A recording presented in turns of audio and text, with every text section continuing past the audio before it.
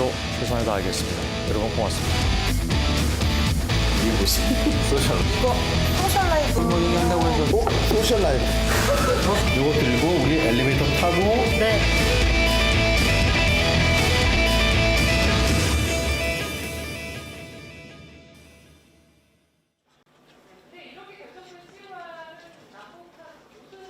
칭이 COR입니다. 반면에 경기 중에는 서로 다른데요. 대표팀의 명칭은 각자의 나라 이름과 같습니다. 약칭은 말씀드린 대로 한국이 KOR 그리고 북한이 PRK입니다. 단일팀은 개막식, 폐막식처럼 정식으로 코리아라고 부릅니다. 네. 그리고 약칭을 COR로 쓰게 됩니다. 네, 팩트체크 오대영 기자였습니다.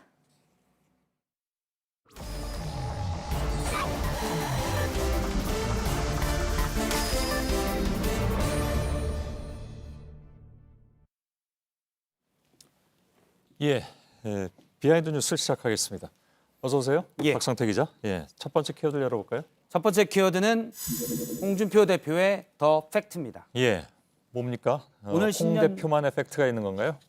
예, 오늘 홍준표 대표가 신년 기자회견을 열었는데요. 예. 평소에 좀 막말이 많다라는 지적에 대해서 홍준표 대표가 막말에 대한 좀 독창적인 정의를 내렸습니다. 직접 들어보겠습니다. 예. 내가 막말한 거 어떤 게 막말이야? 팩트를 이야기할 때 가장 가슴에 상처를 많이 받습니다. 그걸 막말이라고 하죠. 그게 철부지들은 막말로 보이는 거죠. 예, 예. 본인은 팩트를 얘기했는데 상대방이 가슴이 아파서 막말이라고 규정한다는 주장인데요. 예. 그러자 한 기자가 조국 수석이 사실을 통과 못했다고 주장한 것, 이건 팩트가 아니지 않느냐라고 이렇게 질문을 했습니다. 그러자 홍 대표가 본인의 당시 정확한 말은 사시에 떨어졌다가 아니라 통과하지 못했다이면서 그러면 응시하지 않았으니 통과하지도 못한 건 당연한 거고 그래서 팩트다라고 주장했습니다. 예. 일부 기자들이 궤변이라는 반응이 나왔습니다. 예. 글쎄 무슨 차이가 있는지는 저도 잘 모르겠지만 아무튼 예. 홍 대표 특유의 어떤 그 어법인 것 같긴 합니다. 예. 오늘 뭐 팩트 아닌 것들도 좀 있었다면서요? 예. 앞서 아픈 팩트를 상대방이 막말이라고 한다라고 정의를 내리고 곧바로 한 가지 팩트를 얘기했는데 틀린 팩트입니다. 뭐냐면 난 문재인 대통령처럼 답변 써주는 프롬프터가 없다. 예전에 대통령의 신년 기자회견을 보니까 답변이 실시간으로 올라오더라 이렇게 얘기를 했습니다. 예. 즉 당시 기자들의 질문을 참모진들이 기자들의 질문에 마치 실시간으로 답변을 써준 듯이 얘기했는데 팩트가 아닙니다. 당시 기자회견 모습을 잠깐 보면 저렇게 대통령이 마주보는 자리에 모니터가 있습니다. 몇 대가 설치되어 있는데 잠시 확대해서 보면 질문하는 기자의 이름과 질문의 요지가 간략하게 나와 있습니다. 아 저건 뭐 기자들이 이렇게 질문하면 누가 이렇게 요약해서 바로 쳐주어서 올린 건가 보죠? 예, 참모진이 기자들이 질문을 두 개 할 때 대통령이 두 번째 질문을 기억하지 못할 수도 있기 때문에 예. 요지를 간략히 적어서 올려준 겁니다. 예. 청와대도 오늘 이건 팩트가 아니다라고 저렇게 반박을 했고요. 당시 현장에 이성대 청와대 반장이 있었는데 질문만 올라오는 저 모니터 외에 답변이 있는 프롬프터 같은 경우는 질의응답 시간에 없었다라고 확인을 했습니다. 예. 오늘 홍준표 대표는 또 민감한 질문에 답하지 않겠다라고 하기도 했고 일부 당직자들은 어수선한 와중에 기자가 손을 들 때 어느 매체냐 이렇게 물어보기도 해서 질문을 골라받는다라는 지적도 예. 있었습니다. 그 기자들이 이렇게 손 들고 질문할 때는 자기들이 어느 사 소속이라고 원래 얘기 안 하나요? 보통은 그렇게 하는데 오늘 신년 기자회견 모습은 손을 들면 홍 대표가 지목하는 방식으로 이루어졌습니다. 예. 그러면 지목을 당한 뒤에 매체 이름을 말하는 것이었는데요. 여러 명이 손들 때 뒤쪽에 좀 어수선한 장면에서는 당직자가 슬쩍 와서 예. 얼굴을 잘 모르는 기자에겐 어느 매체냐라고 물어봤다는 겁니다. 예. 그냥 궁금해서 물어본 걸로 칩시다. 예. 예. 자, 두 번째 키워드는요? 두 번째 키워드는 쪽지가 문제입니다. 예. 무슨 쪽지입니까? 오늘 국회에서 한 쪽지가 카메라에 나왔습니다. 예. 민주당과 정부의 당정 협의가 있었는데요. 저렇게 김태년 정책위 의장과 김영주 고용노동부 장관이 바로 옆에 앉았었습니다. 예. 그런데 김태년 의원이 김영주 장관에게 뭔가 저렇게 지금 오른쪽 펜을 든 손이 김영주 장관의 손인데요. 쪽지를 건넵니다. 예. 지금 쪽지가 돌려져 있는데요. 아, 이거 거꾸로 돼 있군요. 예, 예. 화면을 돌려보면 쪽지 내용이 예. 나옵니다. 내용은 순천 자벌드 문제 삼지 말아주세요. 김태년 사업 이렇게 돼 있습니다. 예. 순천 자벌드라는 게 이제 청소년들이 가서 느낄 수 있는 직업 체험 센터인데요. 예. 지금 경기도 성남에 있는데 올해 말 완공 예정으로 순천에도 짓고 있습니다. 예. 이 사업을 일컫는 겁니다. 아, 이건 내 사업이니까 건드리지 말아라. 문제 삼지 말아라 이렇게 얘기를 했는데요. 예. 예, 하지만 이제 쪽지가 문제가 됐습니다. 당연히 문제 삼을 만한 쪽지군요. 예, 그렇습니다. 김태년 의원이 저렇게 말한 배경에는 얼마 전에 고용노동부의 발표가 한몫했습니다. 예. 내용을 잠깐 보면 순천의 자벌드는 2016년에 선정이 됐는데 고용노동부도 이전 정부의 적폐에 대해서 조사를 하겠다면서 이 중에 하나가 순천 자벌드 유치 과정이 들어갑니다. 예, 예. 당시 2016년에 각 지역별로 유치를 내려고 경쟁이 치열했는데 이정현 의원, 당시에 새누리당 대표였는데요. 이정현 의원의 지역구가 순천이기 때문에 뭔가 외압을 행사해서 순천으로 간 것 아니냐 이걸 보겠다는 겁니다. 예. 그런데 고향이 순천인 김태년 의원이 이걸 문제 삼지 말아달라라고 얘기했는데 여당 실세 의원이 뭔가 외압에 대해서 조사하는 과정을 문제 삼지 말아달라는 것도 또 다른 외압이 될 수 있습니다. 예. 그래서 김태년 의원 측에 물어봤더니 적법한 절차를 거쳐서 순천 자벌드는 확정된 사업이고 예산까지 이미 확정된 거다. 정책위 의장이기 때문에 각지의 요청을 전달한 것일 뿐 고향이어서 얘기한 건 아니다라고 밝혔습니다. 예. 글쎄, 근데 저 쪽지를 보면 그런 생각이 들진 잘 모르겠습니다. 예, 쪽지에 쓰인 표현도 그렇고. 친해서 썼다고 하는데 적절하진 않은 방식 같습니다. 예, 예. 세 번째 키워드는요? 세 번째 키워드는 현송월 두 개의 시선입니다. 이건 뭐 무슨 얘기인지 알겠군요. 예, 현송월 단장을 바라보는? 맞습니다. 예, 예. 예, 현송월 단장을 바라보는 두 개의 시선이 오늘 서울에서 나왔었는데요. 예. 먼저 첫 번째 시선을 보면 오전에 장충체육관을 방문했을 때 한 시민단체 대표가 환영한다 큰 소리로 얘기하기도 했습니다. 직접 잠깐 영상을 보겠습니다. 예. 현송월 단장님, 민족의 이름으로 뜨겁게 환영합니다. 예, A4 용지에 환영한다는 글귀를 써놓고 소리까지 외치자 현송월 단장이 웃으면서 손을 흔드는 모습입니다. 좀 굳어있는 표정이던데 본인도 기분은 좋았던 모양이군요. 예, 예, 예. 굳어있던 표정은 그 전에 있었던 일 때문인데요. 강릉에서 KTX를 이용해서 서울에 왔을 때 지금 영상을 보면서 잠깐 말씀을 드리면 예. 서울역 역사 바깥으로 나올 때 그 바로 옆에는 경찰이 저렇게 삼엄하게 경계를 섰었고 우측으로는 보수단체 대한애국당과 보수단체의 시위가 있었습니다. 북한에 대해서 좀 비판하는 시위가 있었고요. 당시 현송월 단장이 힐끗 보고 버스에 탔습니다. 예. 대한애국당 등은 이때 인공기를 태우고 좀 격렬한 시위도 있었는데 현 단장을 태운 버스가 떠난 뒤여서 현송월 단장은 그 모습은 못 봤습니다. 예, 예. 뭐 아무튼 우리나라는 표현의 자유가 있기 때문에 예, 예, 북쪽에서도 이해해야죠. 예. 자기들은 못할 수 있겠지만. 뭐 현송월 단장으로서는 익숙치 않은 장면일 예, 수 예. 있습니다. 그런데 예전에도 이제 이런 모습이 있습니다. 2003년 대구 유니버시아드 경기 때도 당시에 이제 보수단체에서 인공기를 태우고 좀 격렬한 시위가 있었습니다. 예, 예. 그래서 북한 기자가 몸싸움을 벌이기도 했었고요. 이 소식이 알려진 뒤에 북한에서 남측이 사죄 안 하면 남은 경기에 불참하겠다 하면서 좀 긴장이 있었고 예. 나중에 이제 당시 노무현 대통령이 유감을 표명하면서 참가는 계속됐습니다. 예. 하지만 어쨌든 말씀하신 대로 표현의 자유가 있기 때문에 남북 간의 이 거리를 좁히는 데는 조금 더 북측도 이해의 폭이 필요할 것 같습니다. 예. 서로 좀 더 성숙되면 되는 거죠. 뭐. 예. 박성태 기자였습니다.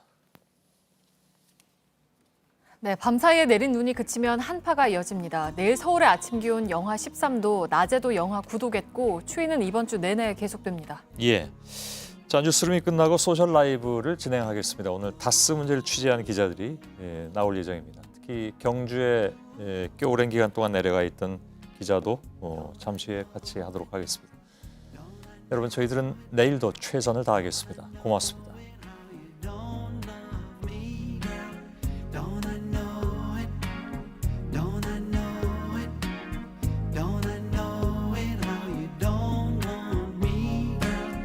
I was wrong to have took for granted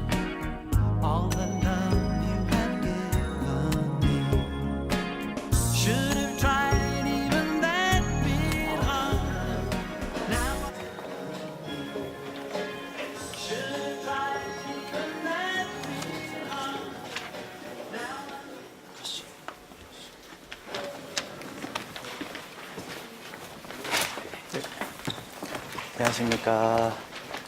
어서 오세요.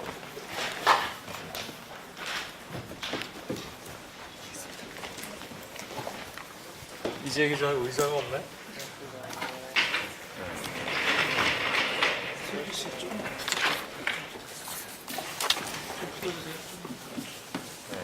좀 더 가까이 들어오죠.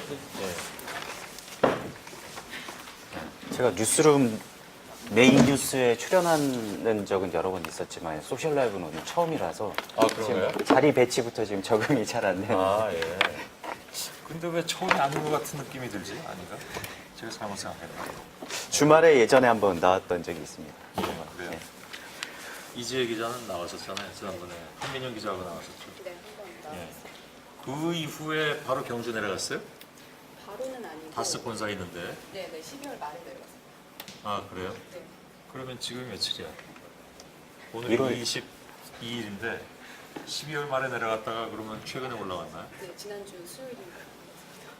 아, 그래요? 네. 근데 왜 올라가니까 그렇게 좋아요? 그래도 집에서 오가니까 너무 좋더라고요. 아, 서초동은 그래요? 물론 빡빡하지만. 네. 왜 마이크가 뭐 문제가 있나요? 아, 마이크를 놓고 오시죠, 저달라. 아 그러네요. 네, 지금 갖고 오겠습니다, 마이크 좀. 아, 마이크 안 차고 왔어요? 아, 들고 온다 그랬어? 다시 한번. 뭐 경주에서도 마이크 들고 다녀서 아, 네. 항상 아직도 경쟁. 방송 기자가 마이크 놓고 다녀요? 죄송합니다. 아마 이거 아까 했던 얘기를 다시 해야 되나? 강버드씨? 아까 우리가 하나도 안 나눈 얘기를 아, 다시 옆에 해야 돼요? 타고 들어갔습니다. 예, 옆에 마이크로 타고 들어갔습니다. 안 아, 나게 그래요? 예, 예. 강버드 기자가 이 소셜 라이브를 관장하고 있는데 이지혜 기자가 마이크 놓고 오는 거는 깜빡 몰랐던 모양이죠. 네. 석고대제 하겠습니다. 아니, 그럴 필요는 없어요. 예전에 제가 다른 방송사에 있을 때 예. 아침 뉴스 하고 있었는데 카메라가 이제 기상캐스터 분한테 넘어갔어요. 그래서 기상캐스터 분이 뭐 날씨 다 얘기하고 있는데 갑자기 중간에 화면에 제 얼굴이 확 잡히는 거예요. 그래서 이게 도대체 무슨 일이지? 아무런 문제가 없었거든요. 잘 나가고 있었거든. 근데 제 얼굴이 확 잡히는 바람에 내가 이걸 어떻게 대처를 해야 되나, 저는 그런 경우를 처음, 많은 방송사고를 겪어봤지만 그런 건 처음이었기 때문에 보니까 그 기상캐스터 분이 마이크 안 가지고 들어왔던 거야. 아, 네. 그래서 그냥 사일런트로 나갔던 거죠. 그러니까 안에 조정실에서 이걸 어떻게 해야 되나 막 고민하다가 에라이, 그리고 이제 저한테 넘긴 거죠. 저는 상황을 몰랐기 때문에. 예. 그 이후로 처음입니다. 어떻게 하셨나요? 그래서 죄송합니다. 그래서 어떻게 하셨나요? 어떻게 했냐고요? 네. 딱 보면 다음 뉴스 진행해 버렸죠. 뭐. 어떻게 하겠어요? 뭐 방법이 없는데. 경주에서 한 달 산 걸로 안 되겠습니까? 안 되겠습니까? 기억으로 남죠. 네. 고생 많이 했어요. 아, 감사합니다. 예. 저뿐만이 어디서 아니라- 묵었습니까? 아, 저희 경주 시내에 있는 숙소에서 묵었는데요. 이제 이름은 호텔이었습니다. 네, 그런데 이제 아, 예. 무슨 저랑- 얘기인지 알겠어요. 네, 박민규 기자가 같이 고생을 했는데요. 예. 이제 영취 기자들도 있었고 물론 이제 운전 형님도 있었는데 예. 계셨는데 그 숙소에서 저희가 한 곳에서 계속 머물렀거든요. 예. 그래서 포인트가 무려 20만 포인트가 쌓였습니다. 아, 거기 이렇게 오래 묵으면 포인트를 줘요? 네네네. 그러면 그 다음에 그 20만 포인트 가지고 거저로 묵어요? 네네. 그런 효과가 있었죠. 이제 처음에 아. 안 된다고 했었는데 예. 제가 그 포인트는 적립한 사람만 쓸 수 있는 건가요? 만약에 네. 이제 다시 다스 취재를 하러 경주에 가야 된다. 네. 그럼 꼭 이지혜 기자만 보내줘야 아니 되는 아니요. 거예요? 그 포인트 카드를 받아왔습니다. 아, 포인트 그래요? 카드에 20만 그럼 점이 돼 20만 있으니까 점이면 몇 박을 할 수가 있는 건가요? 네 번 잘 수 있습니다. 네 번? 네. 4박을 준비하세요? 뭐 누구나 쓸 수 있다고 하니까 이번엔 네. 제가 뭐 네. 결코 다시 가지는 않겠다는 의지로 제가 저 한번. 아니어도 됩니다. 네. 알았습니다. 네. 아무튼 고생 많이 했습니다. 이지혜 기자가. 네. 자, 이승필 기자 오늘 처음 나온다고 했는데 네. 이승필 기자 원래 기동팀, 그러니까 경찰 출입하는 기자들의 두 번째, 이거 뭐라고 표현해야 되나? 보통 캡이라고 얘기하는데 바이스 바이스 캡이라고. 얘기하는데 예. 그걸 그냥 우리끼리 용어라서. 예. 예. 저번에 제가 처음에 소셜 라이브 주말에 이제 나왔을 때 예. 그때 설명하기로는 부팀장으로 제가 이제 아, 해석을 그래요? 아주 예. 상당히 좋게 달았습니다. 근데 왜 자꾸 머릿속에 부두목 이게 떠올라? 이 얘기를 어떻게 표현해야 될지 잠깐 고민했습니다. 저 소셜 라이브 이걸 뭐라고 불러요? 큐브라고 합니다. 큐브. 아 큐브. 네. 예. 큐브를 뭐 이렇게 아까 들고 서 있을 때 보니까 굉장히 이렇게 뭐라 경건하게 들고 서 있길래 아 오늘 처음인가 보다 이렇게 생각했어요. 네. 알았습니다. 뭐 다스 관련 얘기로 들어가기 전에 너무 좀 어찌 보면 잡담이 좀 길었던 상황이 되는데 그건 이지혜 기자가 마이크를 안 들고 넘어왔기 때문이고 지금부터는 다스 얘기를 해야 되겠죠. 다스는 뭐 점점 한 발짝 한 발짝 가고 있는 것 같아요, 그죠? 안나경 하니까. 네, 아까 뭐 이명박 전 대통령에 대한 혐의 내용만 보면 점입가경이다라고 표현을 하셨잖아요, 뉴스. 조금 고민하다가 그 표현을 쓰긴 했어요. 네. 예. 근데 근데 실제로 또 그렇고 왜냐하면 왜 그렇게 표현했냐면 아직 혐의일 뿐이지, 그죠? 아 근데 그 다스 관련으로 한 얘기가 아니라 그때 특활비 관련으로 특활비 근데 관련이긴 했지만. 네, 확정된 어떤 사실은 아직은 없기 때문에. 네. 근데 그래서 제가 이제 그 전제를 붙이긴 했죠. 그러니까 협의 나오고 있는 내용만 혐의 내용만 보면, 보자. 네. 예, 예. 다스도 네, 마찬가지라는 얘기죠. 마찬가지인 것 같습니다. 작년 10월부터 이 문제를 저희들이 다뤄왔습니다. 이지혜 기자가 11월에였습니다. 11월에 우리 회사에 네, 예, 저처럼 경력으로 들어왔잖아요, 그죠? 네 맞습니다. 예. 근데 그 전부터 저 취재를 하고 있었고, 그래서 그 이후에 차근차근 넘어와서 지금 여기까지 와 있는 상황인데, 오늘 제가 떠나기 전에 좀 부탁을 드리자면, 워낙 뭐 많은 일들이 막 이제 한꺼번에 막 터져 나오니까, 특히 이제 다스 문제는 조금 어렵게 생각하시는 분들도 좀 계시고 그런 것 같아서, 네. 조금 이렇게 정리하는 시간을 가지면서 얘기를 넘어갔으면 좋겠다는 생각을 하고요. 그것까지 제가 앉아 있으면 좀 그러니까 예. 안나경 앵커에게 넘겨드리고 저는 가도록 하겠습니다. 예. 예. 수고하셨습니다. 예. 수고하셨습니다. 가지고 다닙니다 이제. 아, 네. 저도 손을 본드를 붙이겠습니다.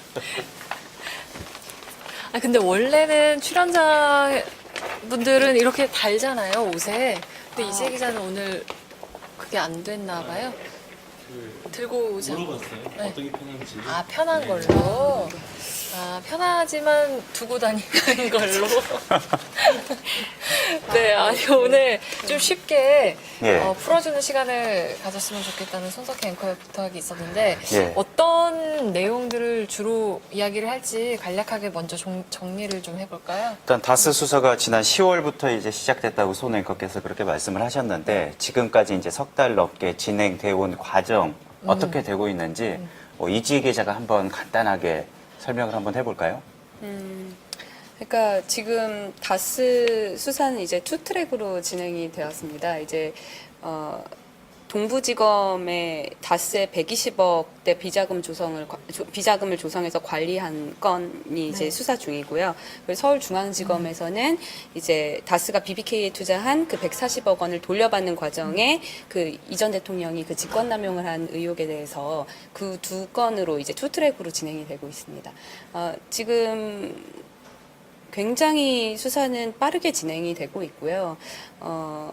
최근에 그 수사에 좀 전환점이 될 만한 게 나오기도 했잖아요. 네, 자수서도 그렇고. 네, 자수서도 그렇고 이제 다스의 설립 과정부터 아예 들여다보겠다라고 하는 게 지금 중앙지검 사건이거든요. 그래서 중앙지검 사건의 경우에는 지금 김성우 전 사장이라고 그 다스의 설립 단계에서부터 아주 깊숙이 관여했던 네, 인물입니다. 네. 그 김성우 사장뿐 아니라 이제 권모 전무라는 분, 네. 그런 분들, 그런 아주 이명박 핵심 인물들이죠. 전 대통령의 그 다스 의혹을 규명할 수 있는 핵심 인물들이 잇따라서 진술을 네. 이제 쏟아내고 있는 네, 지금 상황입니다. 맞아요. 이제 굉장히 이제 이전 대통령으로서는 굉장히 타격이 될 수 있는 진술들을 네. 굉장히 많이 하고 있거든요. 그래서 수사가 급진전되고 있는 상황입니다. 그리고 또 이명박 전 대통령의 특활비 관련해서도 지금 수사가 빠르게 진행이 되고 있거든요.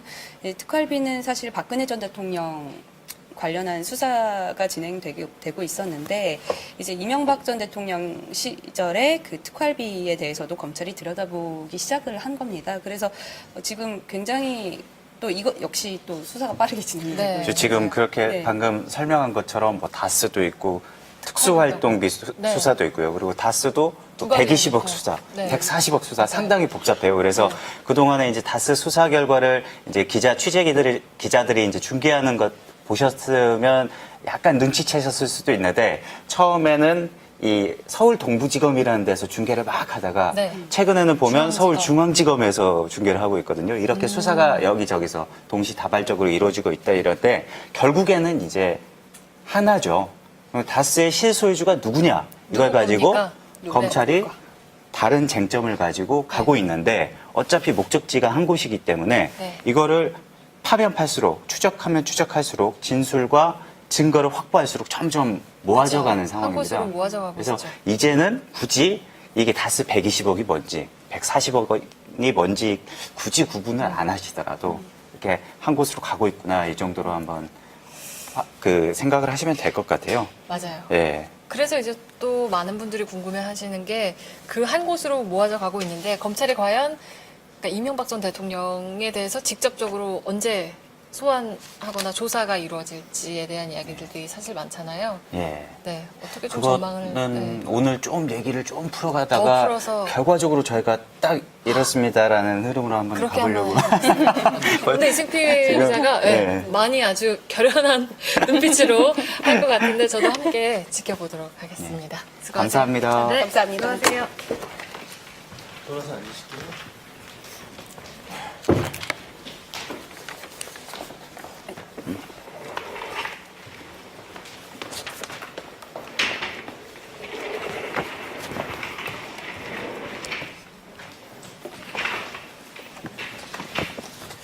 저희가 보통 그 취재를 하다 보면 현장에서 기사를 쓰고 제작해서 이제 넘기는 그러면 이 스튜디오 안에서 앵커가 진행하는 그런 구조로 되어 있기 때문에 사실 우리가 취재했던 부분에 대해서 앵커하고 직접 얼굴을 맞대고 얘기하는 계기가 많지 않았었는데 오늘 손 앵커 마찬가지로 안나경 앵커도 같이 얘기를 해보니까 또 나름 또 서로 얼굴을 보면서 이런 분위기구나라는 걸 느껴지기도 하고 여러 가지 뭐 소셜 라이브가 좋은 계기인 것 같습니다. 주말에만 했었는데 또 주중에 하니까 또 다른 앵커분도 또 만나고 좋네요. 근데 두 번째라면서요? 네, 그때는 이제 주말 앵커 선배들이랑 했었는데 네, 그 이재 김필규 기자도 선배, 네, 김필규 앵커랑 이지은 앵커 했었는데 오늘도 출중하시더라고요. 네, 이재 기자를 잠깐 소개를 드리면 아까 처음에 잠깐 나왔었는데 이번에 다스 취재를 하면서 중요한 게 이 검찰 수사도 중요하지만 또 다스 본사가 있는 경주에서 어떤 일이 벌어지는지 또 현장 상황하고 이게 검찰 수사라는 게 맞물려 가는 거거든요. 그래서 다급하게 이재 기자를 우리 그 다스 경주 본사로 현장을 급파했는데 네, 저 진짜 급파됐습니다. 그렇죠. 네, 갑자기 저녁 6시 내려가라 이러셔가지고 그래서 이제 간 게 12월 말이었는데 아까 말씀드렸듯이 지난주에 이제 올라오게 되었고요. 이제 제가 경주는 사실 수학여행 장소 뭐 이렇게밖에 생각을 안 하고 어쩌다 한 번씩 이제 가족들이랑 놀러 가는 장소로 이제 생각을 했었는데 이번에 내려가서 본 경주는 진짜 다스의 경주였습니다. 다스 주변에 택시를 타면요, 모두가 이제 다스 얘기를 해요.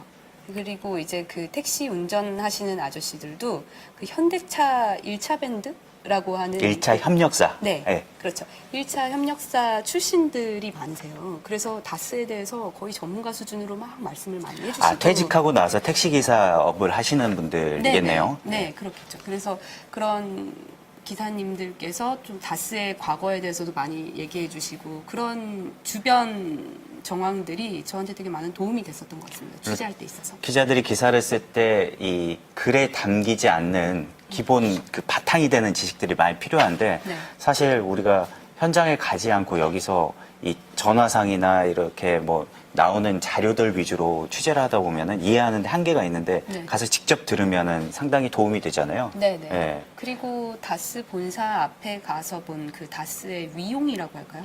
그 아. 다스의 위용은 진짜 엄청났던 것 같아요. 이제 일반 그 기업들이 이제 그 저는 사실 서울이랑 뭐 이제 수도권에 있는 업체들밖에 별로 취재를 할 기회가 없었었는데 다스처럼 그렇게 엄청난 부지에 넓게 공장을 갖고 있는 그런 업체는 전 처음 취재를 해봤었거든요. 네. 해보게 됐거든요. 그래서 저는 어쨌든 그 위용과 그 중압감 같은 거에 좀 눌렸고 그 다스라는 그 마크 자체도 이명박 전 대통령을 떠올려서 그런지 좀 묵직하게 다가왔던 것 같아요, 저한테.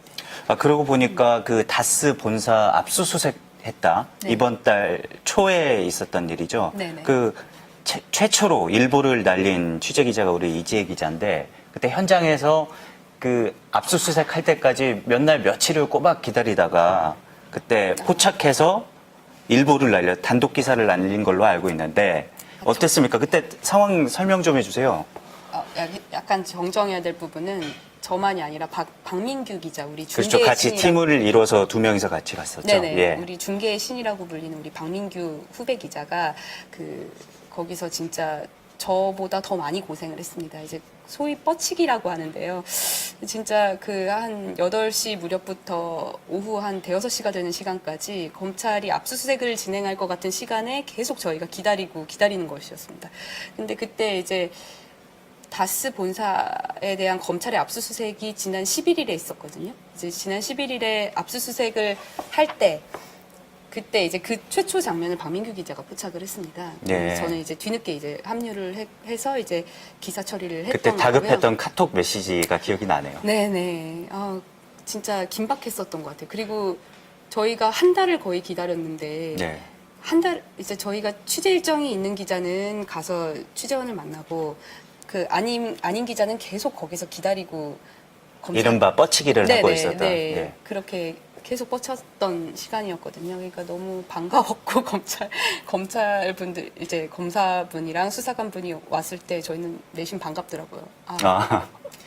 사실 그 순간을 위해서 사실 현장을 네. 정문 앞을 지키고 있었죠. 네네. 예. 그래서 압수수색 기사를 이제 송고했을 때 굉장히 저희 둘 다 짜릿했습니다. 예. 네. 그렇게 현장에서 순간 그 의미 있는 사건의 현장을 지킨다는 것 자체가 사실 기자들이 현장에서 느끼는 자부심 또 보람이 아닐까 생각이 되는데 일단 네네. 그렇게 그 대응을 초반에 기사도 쓰고 했습니다. 그런데 그날 압수수색이 하루 종일 진행이 됐잖아요. 네. 하면서 그 특징적인 부분들이 있었을 것 같은데 뭐 기억에 남는 순간이 있었을까요?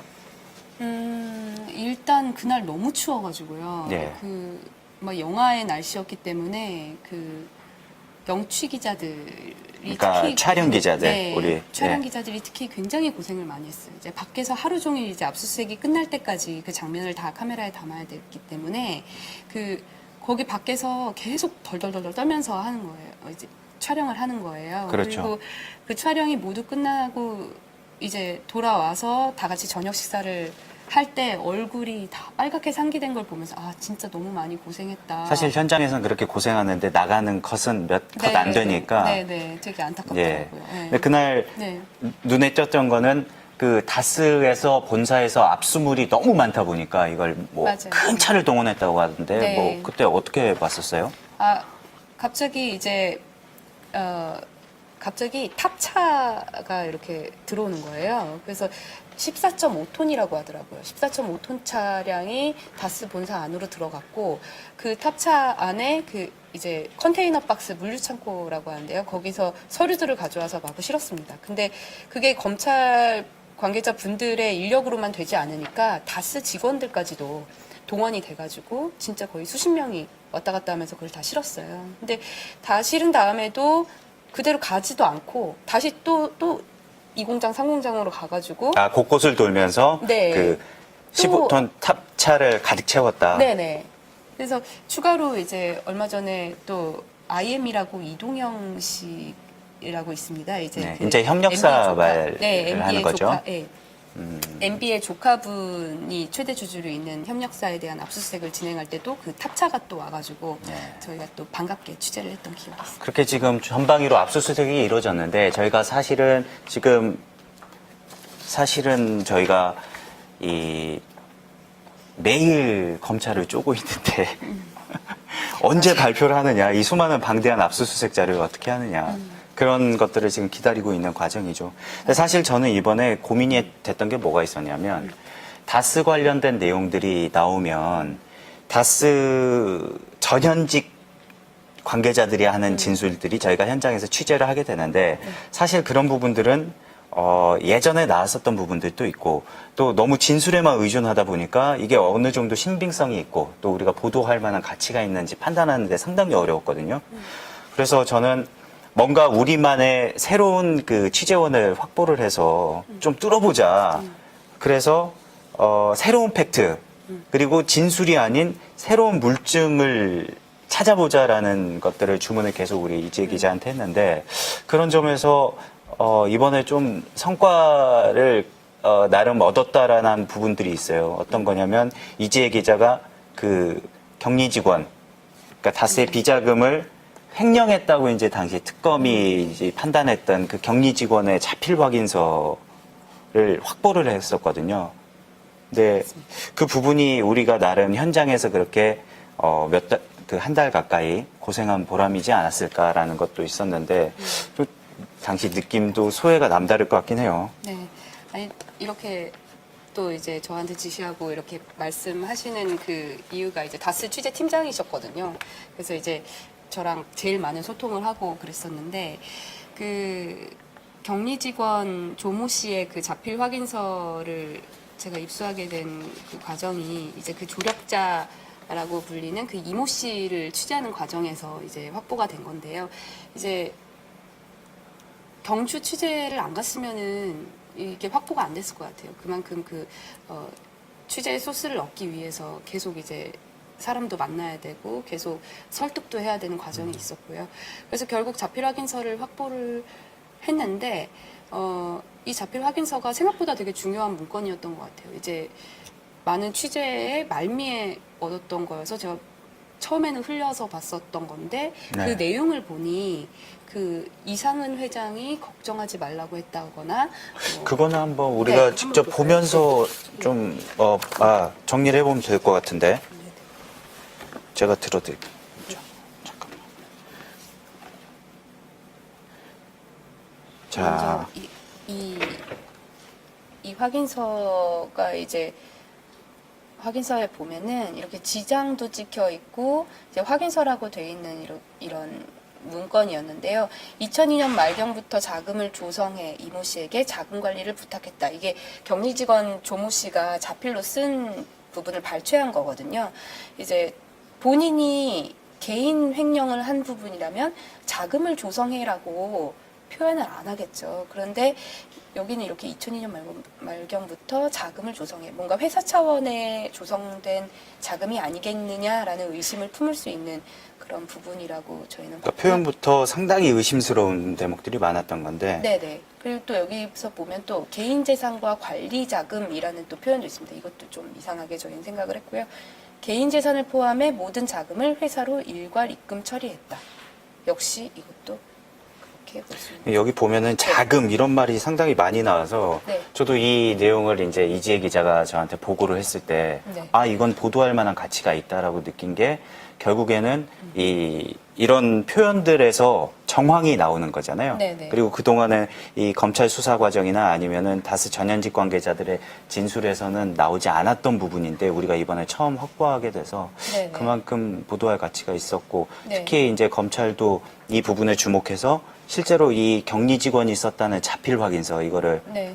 그 압수수색 때 우선적으로 확보해 간 적도 있고. 네네. 뭐 조력자 그렇죠. 그 이모 씨가 그 자신의 차량에 보관하고 있던 자필 확인서 원본인데요. 그 이 원본을 갖다가 압수수색 때 바로 가져갔습니다. 검찰에서. 그런데 이 확인서가 또 중요한 부분이 2008년 5월 28일에 이제 작성이 된 확인서인데요. 이 확인서 자체가 그 이상은 회장이 뭐 이렇게 지금 당장은 어렵지만 꼭 지급하겠다고 직접 전화를 하셨다라는 문구가 있습니다. 그러니까 이게 무슨 내용이냐면 조력자 이모 씨가 그 특검 수사가 2008년 2월 달에 끝났는데 자신의 개인 자금 수억 원이 포함되어 있다면서 그 이 개인 자금을 돌려달라고 이 다스의 내용 증명을 보냈습니다. 그 내용 증명을 보낸 이후에 이 조 씨가 연락을 해서 이런 확인서를 써준 겁니다. 이제 만나서 이렇게 만나서 써준 건데 정말 이상한 부분은 지금까지도 이상해요. 이상은 회장이 다스의 회장이 그 120억 원이라는 돈을 횡령한 격리 직원을 메신저를 삼아가지고 이 횡령에 가담한 조력자 이모 씨에게 직접 뭐 이제 개인 자금을 돌려주겠다라고 걱정하지 말라. 친절하게도 뭐 이런 말까지. 친절하게도 너가 횡령했던 돈 부분에 네 돈이 조금 섞여 있으니 다시 돌려주겠어. 이렇게 한 굉장히 이상한 지금 확인서인 겁니다. 이게 상식적으로 말이 안 되는 거거든요. 개인 횡령이라면. 그러니까 결국 이제 회사 차원의 자금이 아니었다면 설명이 되지 않는 그런 확인서 내용이라고 저희는 그렇게 판단을 해서 보도를 했었습니다. 결국에는 이제 뭐 120억이니 아니면은 140억이니 여러 가지 다스의 돈 관련된 문제들이 결국에는 하나로 모아지고 있다고 했는데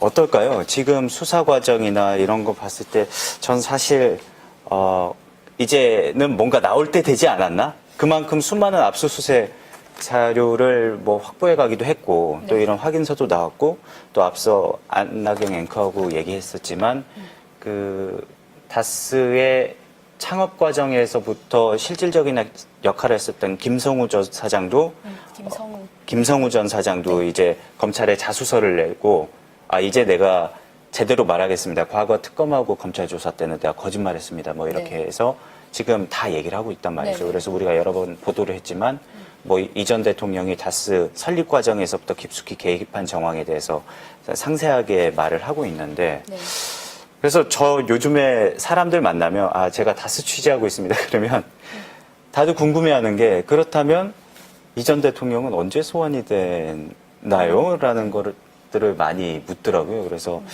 이거를 어떻게 할까, 어떻게 답을 해야 되는 뭐 고민도 많이 됐었는데 이지 기자는 뭐 그런 질문들은 안 받아봤어요? 많이 봤는데 이제 재밌는 건 이제 수사팀 관계자들도 그런 질문을 한다는 겁니다. 이제 과연 우리가 언제 끝나냐고. 그렇게 이제 아무튼 여론의 관심도 많고 지금 일부 언론에서는 뭐 2월 초에 끝난다, 뭐 3월 초에 끝난다, 뭐 이런 얘기까지도 다 하잖아요. 이제 끝난다라는 표현이 이제 이명박 전 대통령 소환을 기점으로 해서 수사가 마무리 국면으로 이제 간다, 뭐 이런 부분을 말하는 건데, 근데 제가 생각할 땐 수사는 생물이고 수사가 과연 어떻게 변화할지, 어떻게 또 튈지 또 모르는 거 아니겠습니까? 그러니까 앞으로 그냥 수사가 흘러가는 대로 또 취재가 흘러가는 대로 모두가 지켜보면 좋을 것 같습니다. 그러니까 지금 이 전 대통령 소환 관련해 가지고는 크게 전망이 엇갈리는 것 같아요. 어떤 지점이냐면 지금까지 다스나 또 이 전 대통령 관련된 특수활동비 수사 이런 것들이 지금 진행이 돼 가고 있고 상당히 속도감 있게 저희도 소식을 전해드릴 정도로 검찰 수사가 진행되고 있기 때문에 결국에는 임박하지 않았냐, 소환이 임박하지 않았나 이런 관측도 있고 반면에 다음 달에 지금 평창 동계올림픽을 앞두고 있는데 국제적 이벤트를 앞두고 그러한 큰 검찰 조사가 또 한 단계 넘어간 큰 국면을 이렇게 만들까?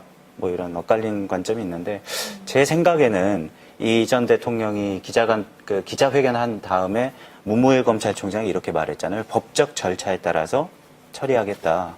결국에는 수사 진행 상황, 또 뭐 진술이나 또 증거들이 확보된 그러한 내용에 따라서 그런 절차에 따라서 절차대로 뭐 수사를 밟아나가지 않겠는가 하는 생각을 해봅니다. 네, 결국 저는 수사의 성패는 이제 뭐 관련자의 진술도 중요하겠지만 아까 말씀하신 대로 그 물증이 확보되는 게 가장 중요하다고 생각을 하거든요.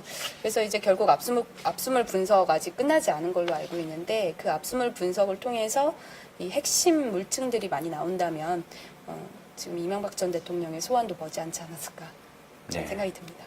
사실 다스 수사를 지난 10월부터 또 저는 이제 얼마 전에 이제 검찰 출입을 하게 되면서 이제 합류해서 맡아왔는데 조만간에는 검찰이 뭔가 가시적인 뭐 브리핑 이런 걸 통해서 결과를 내놓지 않을까 하는 그러한 생각을 갖게 되더라고요. 그래서 저희가 앞으로도 보도국 그다음에 사회 2부에 지금 다스 수사를 취재하고 있는 저희 법조팀이 이러한 상황들 속보가 나올 때마다 언제든지 바로바로 전해드리도록 하고요. 또 궁금하신 것들에 대해서도 저희한테 이제 여러 가지 그 제보나 이런 것들 나와서 그 통해서 들어오는 내용들 잘 체크해서 정리하고 보도하도록 노력을 해보겠습니다. 제보 많이 필요합니다. 네, 제보 진짜 제보해주세요. 필요합니다. 예. 제보. 예.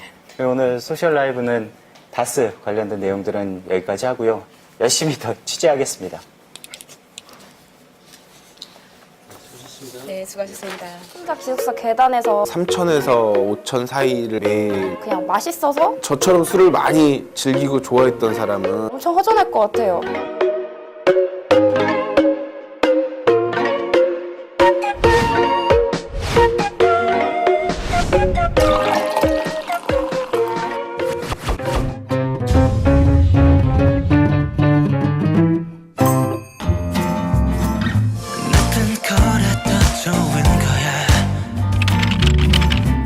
엄청 슬픈 일이 있어서 22살 때 혼자 기숙사 계단에서 맥주 마신 적이 있었어요. 기숙사가 주류 반입 금지여가지고 숨을 장소를 찾아 그곳에서 혼자 한 캔 했습니다. 22살 때 군대에서 휴가 나왔을 때 그때는 이제 어른이 되려면 혼자 해볼 수 있는 걸 다 해봐야 된다는 얘기들이 많았어요.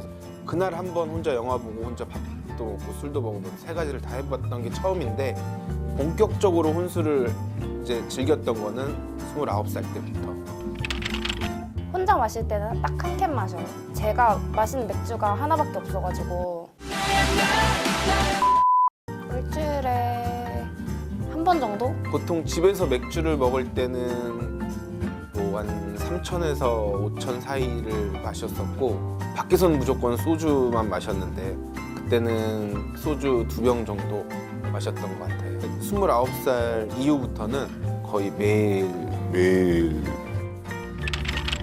그냥 맛있어서 그러니까 혼술이랑 영화랑 그런 분위기가 너무 좋아서 일찍 가야지 야근이 빨리 끝나야지 가서 영화 보고 이렇게 마실 수 있으니까 조금 더 빨리 끝내고 가자 이런 생각이 든 적도 있어요.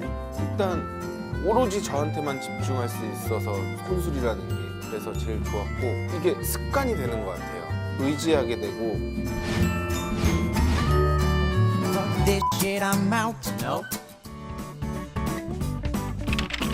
이게 집에서 혼술을 하게 되면 첫 번째가 일단 너무 늦게 먹고 두 번째가 꼭 이렇게 야식을 같이 먹게 돼서 제 다이어트에 가장 큰 방해가 되더라고요.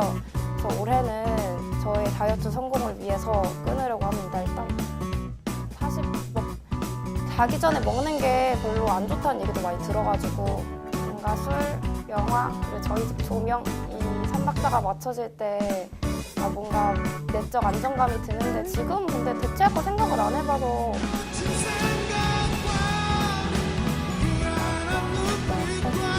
이게 딱 맥주가 빠지게 되면 좀 허전할 것 같아요. 작년 이맘때쯤 끊었던 것 같아요. 그때 결혼을 앞두고 있었는데 와이프 될 사람이 술을 아예 못해요. 이 혼자서 술을 즐기는 이 모습이 이해가 안 되는 경우가 많았던 것 같아요. 그래서 이제 끊어야겠다 이제는 그래야 된다고 마음을 먹었어요. 진짜 너무 싫었고요. 그냥 헤어진 적도 있어요. 솔직히 못 끊을 줄 알았어요. 그동안 보여준 게 약 3년 정도 연애를 했을 때 보여준 게 없어가지고 당연히 못 끊을 거라고 생각을 했는데 그래도 혼술만은 끝내고 모습을 제가 지켜보고 몇 달이 지난 걸 보고 끊었구나 싶어서 이제 결혼을 결심하고 하게 됐는데 저처럼 술을 많이 즐기고 좋아했던 사람은 매일매일이 못 참는 순간인 것 같아요. 제일 좋아하는 건 역시 와이프인데요. 근데 의외로 주변에 있는 모든 사람들이 되게 부러워해 주더라고요. 혼수를 하는 이유 중에도 저한테 집중할 수 있어서 그렇다고 했는데 이제는 가족도 생각해야 하니까 혼술은 정말 안 할 자신이 있는 것 같아요.